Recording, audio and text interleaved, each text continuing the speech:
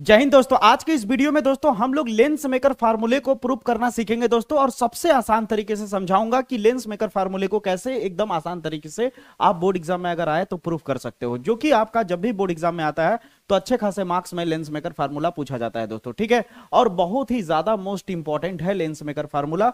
रे डायग्राम किस तरह आप बनाओगे, किस तरह से प्रूफ करोगे, सब कुछ स्टेप बाय स्टेप एकदम आसान तरीके से आपको समझाऊंगा। बस आप वीडियो को पूरा अंत तक देखना। मैं आपसे वादा करता हूं कि डेरिवेशन बिल्कुल आसान तरीके से आपको समझ आ जाएगा। बस वीडियो को पूरा अंत तक देखिएगा दोस्तों। तो बिना देर के आइए चलिए शुरुआत करते हैं। लेंस मेकर के फार्मूले को प्रूफ करने से पहले आपको रे डायग्राम एकदम अच्छे से क्लियर होना पड़ेगा। 2 से 3 मिनट ध्यान से देखिएगा, एकदम अच्छे से समझा देता हूं मैं। ठीक है, सबसे पहले आप देख सकते हो मैंने यहाँ पे क्या लिया, उत्तल लेंस लिया है। ठीक है, अभी सीधी लाइन को तो आप जानते हैं मुख्य अक्ष होता है, और बीच में जो पॉइंट दिया है मैंने इसे प्रकाशिक केंद्र कहते हैं, ऑप्टिकल सेंटर कहते हैं। ठीक है, अब क्या होगा, यहाँ पे मैं कहीं वस्तु रख देता हूँ। ठीक है, इस पॉइंट पे कहीं वस्तु है मेरा। ठीक है, और इस पॉइंट से प्रकाश की किरण जा रही है, ये देखिए यहाँ वस्तु से प्रकाश की किरण इस तरह आगे की ओर बढ़ रही है। अगर आप गौर से देखो तो यहाँ पे क्या है, प्रकाश की किरण आगे जाते जाते कहाँ पे टकरा रही है, पहली सतह से।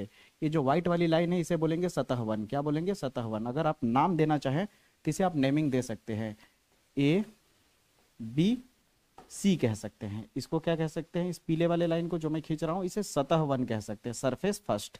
ठीक है, तो आपकी प्रकाश की किरण सबसे पहले कहाँ टकरा रही है, सतह वन पे टकरा रही है। तो हम जो काम करेंगे वो सतह वन के लिए करेंगे। सतह वन यानी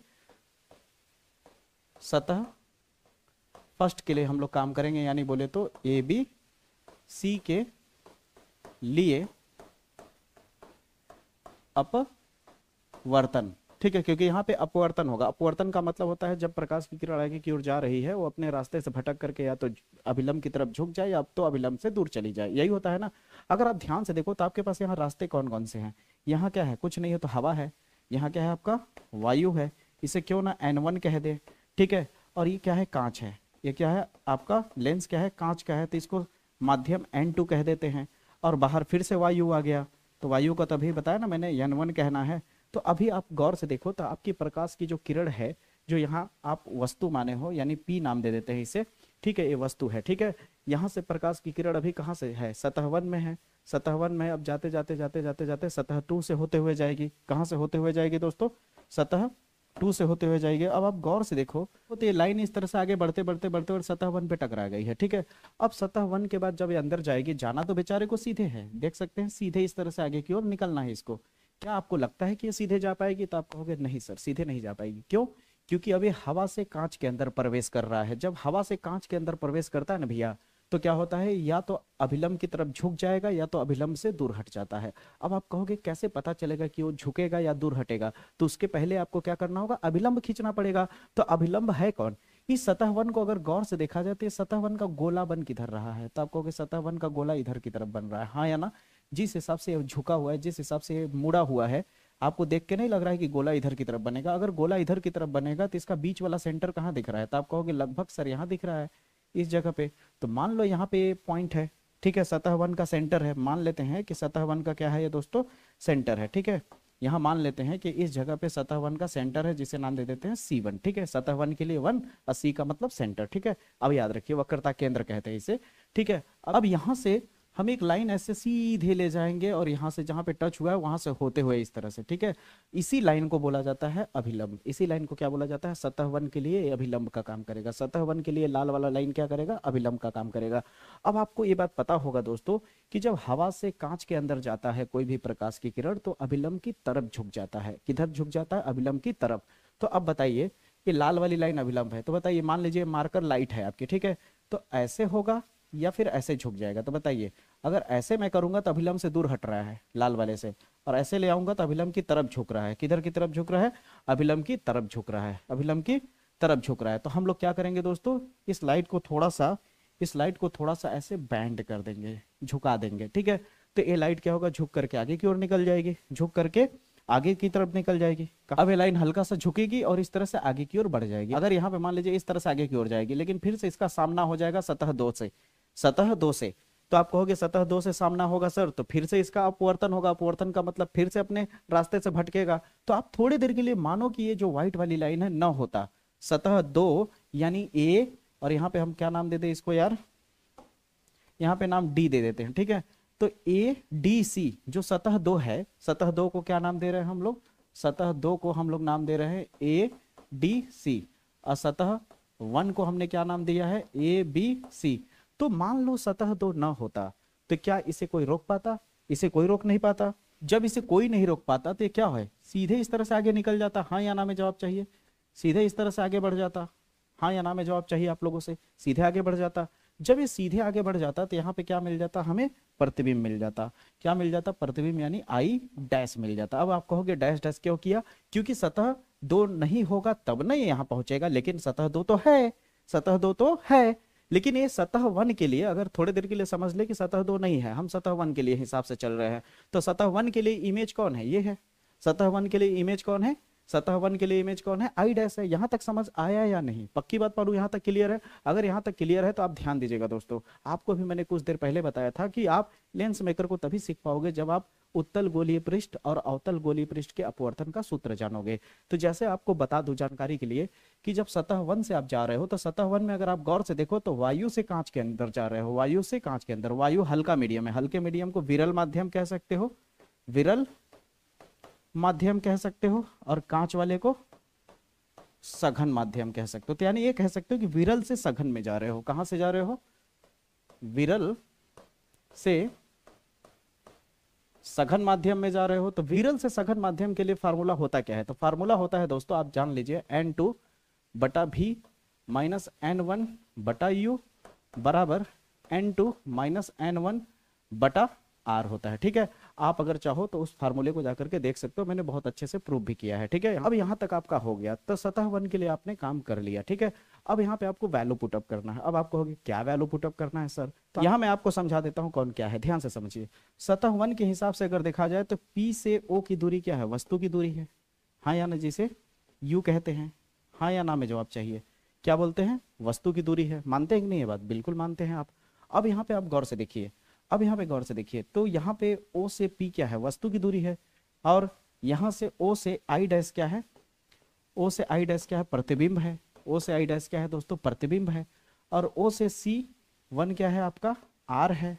वक्रता केंद्र को यहाँ से नापोगे तो वक्रता त्रिज्या कहलाती है। यहाँ ये क्या है, वक्रता केंद्र है। वक्रता केंद्र की दूरी क्या कहलाती है, वक्रता त्रिज्या कहलाती है। तो इसे हम R1 नाम दे सकते हैं। क्या नाम दे सकते हैं, सतह 1 के लिए R1 नाम दे सकते हैं। अब यहाँ पे यही वैल्यू हमें पुटअप करना होगा। यही वैल्यू क्या करना होगा, हमें पुटअप करना होगा। तो जैसे बता रहा हूँ ध्यान से समझिए कि यहाँ पे हम N2 है तो N2 लिखेंगे। क्या लिखेंगे, N2 लिखेंगे। अब देखते जाइए, सुनते जाइए। ठीक है, N2 लिखेंगे।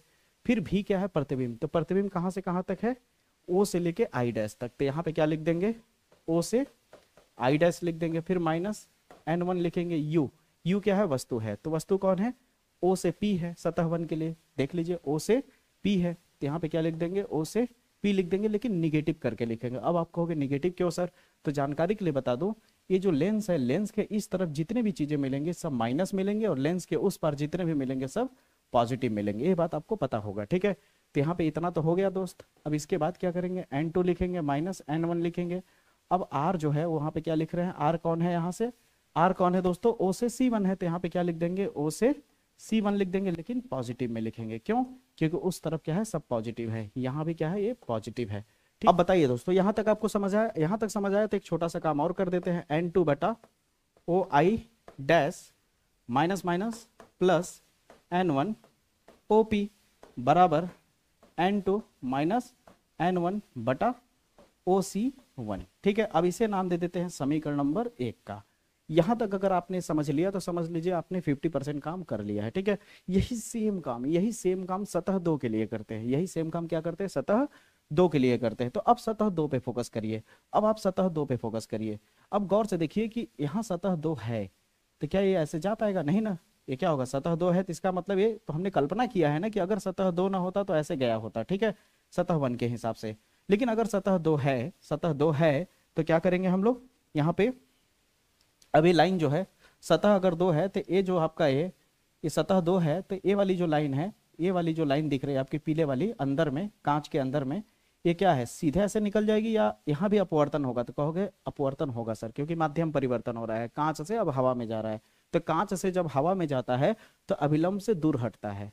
याद रखिए, जब कांच से हवा में जाएगा तो अभिलंब से दूर हटेगा। तो आप कहोगे पहले अभिलंब दिखाइए कहाँ है, तो अब सतह दो के लिए अभिलंब बनाने के लिए सतह दो को दिखाओ कि गोला किधर बन रहा है, इधर की तरफ बन रहा है गोला, हाँ या ना। अगर इधर की तरफ गोला बन रहा है तो इसका सेंटर कहाँ पे है, इधर की तरफ गोला बन रहा है तो इसका सेंटर कहाँ पे है, लगभग मान सकते हैं यहाँ पे है। अब मान लो सतह दो का सेंटर ये है, ठीक ना, तो यहाँ से एक सीधी लाइन यहाँ से ले जाओ जहाँ पे टच हो रहा है, ठीक है। तो ये जो लाइन दिख रहा है आपको, आपको गुलाबी रंग की, ये जो है सतह दो के लिए अभिलंब है। किसके लिए है, सतह दो। अब सतह दो को मैं गुलाबी रंग से दिखा देता हूँ, ठीक है। ये सतह दो दिख रहा है, ठीक है। अब सतह दो पे अगर गौर से आप देखो तो सतह दो को गौर से देखो कि अब यहाँ से इस तरह से जा रहा है। तो अब ये बताओ, ये जो लाइट यहाँ पे है अभी अंदर में पीला वाला, ये इस तरह जाना है। अब सतह दो आ गया है तो क्या होगा, इसका अपवर्तन होगा, यानी ये क्या होगा, या तो झुक जाएगा अभिलंब की तरफ या तो अभिलंब से दूर हटेगा। तो अब आप खुद बताइए कि कांच से हवा में जा रहा है, तो अगर मैं ऐसे करूंगा तो अभिलंब की तरफ झुक रहा है, देखिए ये अभिलंब वाली लाइन है ये, ठीक ना, तो अभिलंब की तरफ झुक रहा है। लेकिन अगर हम ऐसे करेंगे तो अभिलंब से दूर जा रहा है। तो बताइए, कांच से हवा में जा रहा है तो अभिलंब से दूर होगा ना, तो हमें नीचे झुका देना होगा। तो क्या हो जाएगा, ये ऐसे करके, ये जो पीला वाला लाइन आपको दिख रहा है, ये जो पीला वाला लाइन यहाँ पे दिख रहा है, वो क्या होगा, सीधे इस तरह से नीचे की तरफ आ जाएगा। समझ आई मेरी बातें, यहाँ पे इमेज बनेगा। अब ये इमेज किसके लिए है, सतह दो के लिए इमेज है। सतह दो के लिए क्या है दोस्तों, इमेज है। फिर से रिपीट करता हूँ, सतह दो के लिए कौन होगा, ए वाला इमेज होगा। तो सतह दो के लिए अगर ए वाला इमेज होगा तो वस्तु का काम कौन करेगा। तो अगर गौर से देखो तो ए लाइन जो गया है, ए लाइन पता ना कहाँ से आ रहा है, ऐसे पता ही नहीं चलेगा। इसलिए ये जो डैश वाली लाइन है, जो ओ से आई डैश है, इसे वस्तु मान लेते हैं सतह दो के लिए, ठीक है। सतह दो के लिए क्या मान लेते हैं, वस्तु मान लेते हैं। तो ध्यान दीजिएगा, सतह दो के लिए, सतह दो के लिए अगर देखा जाए तो वस्तु का काम कौन कर रहा है, ओ आई डैश, ठीक है। और प्रतिबिंब कौन है, प्रतिबिंब जो है वो आपका कौन है, ओ आई। क्या है दोस्तों, ओ आई है, ठीक है। अब रही बात वक्रता केंद्र, तो यहाँ पे क्या है, इसे C2 नाम दे देंगे हम लोग। क्या नाम दे देंगे, C2 नाम दे देते। ये हो गया वक्रता केंद्र, हो गया। वक्रता केंद्र से ओ की दूरी क्या कहलाती है, वक्रता त्रिज्या, यानी R कहलाती है। तो वक्रता त्रिज्या R कहलाएगी। अगर इधर वाले को R1 नाम दे रहे थे, इसको R2 नाम देंगे। अब इधर की तरफ बना है तो क्या हो जाएगा, निगेटिव में रहेगा। ये क्या रहेगा, निगेटिव में रहेगा। लेकिन अभी यहाँ पे ये सब चीजें नहीं लिखना है। अभी आपको इसके जगह पे क्या लिखना है, वक्रता त्रिज्या कहाँ से यहाँ तक है, यानी C2 से O है, ठीक है। C2 से O है, या फिर O से C2 लिख सकते हो। O से क्या लिख सकते हो, C2 लिख सकते हो। O से क्या लिख सकते हो दोस्तों, O से क्या लिख सकते हो दोस्तों, C2 लिख सकते हो, ठीक है। अब ये क्या होगा, निगेटिव में होगा। क्यों निगेटिव में होगा, क्योंकि ये वैल्यू जो है O से C2 क्या है, इस तरफ है, इस तरफ है, तो वैल्यू निगेटिव में, और इधर जितने भी वैल्यू है वो पॉजिटिव में है, ठीक है। अब सतह दो के लिए इसी तरह का काम करेंगे, फिर दोनों को जोड़ देंगे और हमारा खत्म हो जाएगा लेंस मेकर फार्मूला। अब यहाँ तक आपको उम्मीद करता हूँ समझ आ गया होगा। यहाँ तक समझ आ गया होगा तो आप वही सेम काम सतह दो के लिए करेंगे। तो लिखेंगे सतह दो, यानी बोले तो ADC के लिए अपवर्तन। अब आपने सतह वन के लिए, आप अगर गौर से देखो तो सतह वन के लिए आपने क्या लिखा था, जब विरल से सघन में गया था, यानी हवा से कांच में गया था, तो आपने N2 यहां लिखा था और N1 यहां लिखा था, ठीक है। तो जब आप यहाँ पे अगर सतह दो वाले को देखो तो हम लोग क्या कर रहे हैं, कांच से फिर वायु में जा रहे हैं, कांच से हवा में जा रहे हैं, उल्टा हो गया, यानी सघन से विरल में जा रहे हैं दोस्तों। अब सघन से विरल में जा रहे हैं, तो अब यही फार्मूले को उल्टा लिख दो। अब यही फार्मूले को उल्टा कर दो, जहां N2 है वहां N1 कर दो, भी लिख दो। जहां N1 है वहां N2 कर दो, U लिख दो, बराबर करो। जहां N2 है यहां N1 कर दो, N2 कर दो, और यहाँ R लिख दो, ठीक है। अब इसके हिसाब से आपको रखना है वैल्यू। अब आपको सतह दो के हिसाब से रखना है। तो सतह दो के लिए प्रतिबिंब कौन है, OI। तो चलिए यहाँ पे प्रतिबिंब की जगह पे क्या लिख दे, अब देखो एकदम आसान लगने लगा ना। यहाँ पे क्या हो जाएगा, OI माइनस N2, U आपका है, U क्या है आपका, वस्तु कौन है, OI डैश, सतह दो के लिए, ठीक है, बराबर N1 माइनस N2।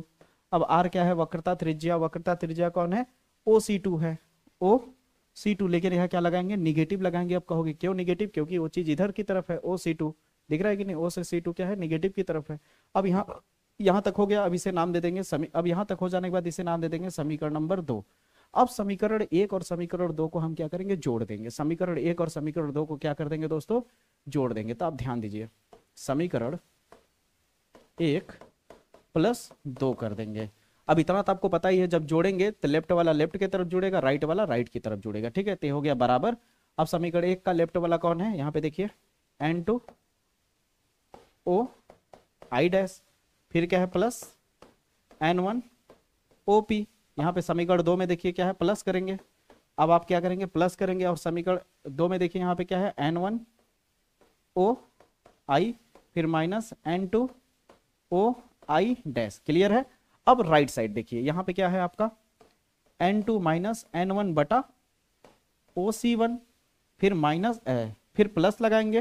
प्लस लगाने के बाद क्या हो जाएगा, N2 माइनस N1 बटा OC2, यहाँ क्या है, माइनस है।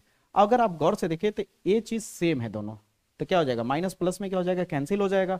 अब आपके पास बचा क्या, N1 OP प्लस यहाँ क्या बचा, N1 OI बराबर उधर क्या बचा आपके पास। अब इधर अगर आप देखो तो क्या दिख रहा है, N2 माइनस N1 बटा OC1। अब यहाँ क्या है, प्लस है। अब इसके बाद अगर एक चीज आप ध्यान से देखो तो यहाँ N2 माइनस N1 है और यहाँ N1 माइनस N2 है। अगर मैं इसे पलट दूं, अगर मैं N2 पहले लिख दूं और N1 पीछे कर दूं तो माइनस कॉमन हो जाएगा। क्या हो जाएगा, माइनस कॉमन हो जाएगा, ये बात आपको पता ही है।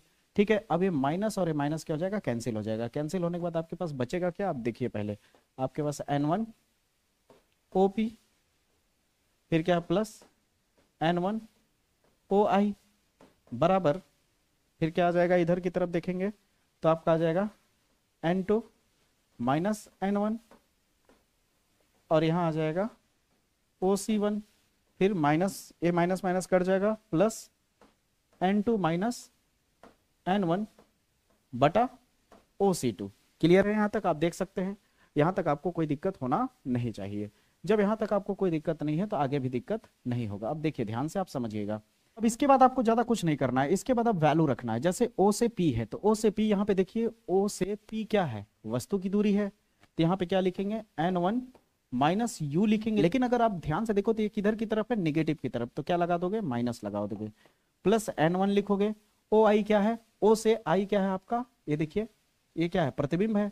प्रतिबिंब यानी भी पॉजिटिव की तरफ है। अब यहाँ पे गौर से देखिए N2 माइनस N1 बटा OC1। OC1 क्या है, R1 है, तो यहाँ पे क्या हो जाएगा, R1 plus N2 minus N1। अभी आप गौर से देखते जाइए, बहुत ही इजी लगेगा आपका, लगभग ये खत्म हो चुका है। ठीक है। अब OC2 है तो O से C2 क्या है, यहाँ पे इधर की तरफ R2 बनेगा। इधर अगर R1 है तो इधर क्या होगा, R2 होगा, तो ये लिख देंगे R2, लेकिन निगेटिव लगाएंगे। क्यों लगाएंगे, क्योंकि निगेटिव की तरफ है। गौर से देख सकते हैं, मैंने बताया ना अभी आपको कि लेंस के इधर जो भी होगा वो सब माइनस होगा। ठीक है। यहाँ तक आ चुका है। अब यहाँ तक आने के बाद आपको बस 2 लाइन और करोगे, खत्म हो जाएगा। अब आप गौर से देखो, प्लस वाले को आप पहले लिख दो N1 भी, माइनस वाले को पीछे कर दो N1 U। ठीक है। अब N2 minus N1, N2 minus N1 दोनों में है तो क्या कर सकते हैं, N2 माइनस N1 कॉमन ले सकते हैं। अब कॉमन ले लेंगे तो अंदर क्या बचेगा, 1/R1 plus minus minus 1/R2। अब देखिए आने लगा ना, दिखने लगा ना धीरे धीरे उस तरह से। अब आपको यहाँ भी दिखेगा। अब आप गौर से देखिए कि आपको अगर मेरा पुराना वाला उत्तल गोलीय पृष्ठ वाला अगर आपने देखा होगा तो मैंने बताया था कि आप N2/N1 को चाहो तो क्या लिख सकते हो, n लिख सकते हो, बताया था कि नहीं मैंने। तो यहाँ पे क्या करना है कि दोनों पक्षों में जैसे यहाँ ऊपर में N1 है, यहाँ N2 है और यहाँ N1 है, तो दोनों पक्षों के अंश में, अंश यानी ऊपर में क्या करोगे, N1 से भाग दे दोगे। तो यहाँ पे क्या करोगे, N1 बटा N1 फिर भी लिखोगे, माइनस N1 बटा N1 फिर U लिखोगे, बराबर यहाँ क्या है N2, फिर नीचे में N1 कर दोगे, माइनस N1 है तो नीचे में क्या कर दोगे, N1 कर दोगे। ठीक है। अब इधर जो है वो जैसा है वैसे ही रहेगा। ठीक है। क्योंकि आपको इसमें नहीं करना है। ठीक है। क्योंकि आप जो कॉमन लिए हो उसमें कर दिए, मतलब सेम है। ठीक है। अब आपको पता ही है कट करके कितना हो जाएगा, 1 हो जाएगा, यहाँ भी हो जाएगा, माइनस ये भी कट जाएगा, सेम सेम है तो 1 हो जाएगा, U हो जाएगा। यहाँ क्या बचेगा, n माइनस कट करके 1 हो जाएगा, और अंदर में क्या बचा आपका 1/R1 माइनस 1/R2। क्लियर है यहाँ तक। अब देखो ये प्रूफ हो चुका है। ठीक है। आप ऐसे भी लिख सकते हो, या इसे चाहो तो 1/V माइनस 1/U को 1/F भी लिखा जा सकता है, और यहाँ आ जाएगा n-1, और यहाँ पे आपका आ जाएगा 1/R1 माइनस 1/R2 आ जाएगा। ये देखिए यही आपका लेंस मेकर फार्मूला है। ठीक है। तो आप गौर से देखिए, बहुत ज़्यादा तामझाम नहीं है। जैसे ही रे डायग्राम को अच्छे से समझते हैं तो आपको ये चीज़ें एकदम अच्छे से फील हो जाएगा। ठीक है। तो इसे आप अच्छे से नोट कर लीजिए दोस्तों। ठीक है। या फिर इसे आप स्क्रीनशॉट ले सकते हैं। ठीक है, उम्मीद करता हूं आपको लेंस मेकर फार्मूला जिस हिसाब से मैंने समझाया अच्छे से आपको समझ आया होगा, रे डायग्राम भी अच्छे से फील हुआ होगा। आपको 2 मिनट हो सकता है, 5 मिनट हो सकता है, ज्यादा लगा हो समय, लेकिन चीजें एक एक चीजें मैंने फील कराई है, एक एक चीजें मैंने समझाया कि कौन चीज कहाँ से आया है। ठीक है, ऐसे ही रटा रटाया मैंने कोई चीज लेकर के नहीं आया, पूरा कैलकुलेशन आप देख के खुद ही समझ सकते हो कि रटा रटाया वाला चीजें नहीं है। ठीक है, स्टेप बाय स्टेप हर एक चीज को कैलकुलेट किया गया है। ठीक है, उम्मीद करता हूं आपको ये सारी चीजें अच्छे से समझ में आई होगी। अगर आपको लेंस मेकर फार्मूला अच्छे से क्लियर हो गया होगा तो अपने दोस्तों को वीडियो जरूर शेयर करिएगा, और चैनल पे नए हैं तो सब्सक्राइब जरूर कर लीजिएगा चैनल को। मुलाकात होगी अगले वीडियो में, तब तक के लिए जय हिंद, जय भारत।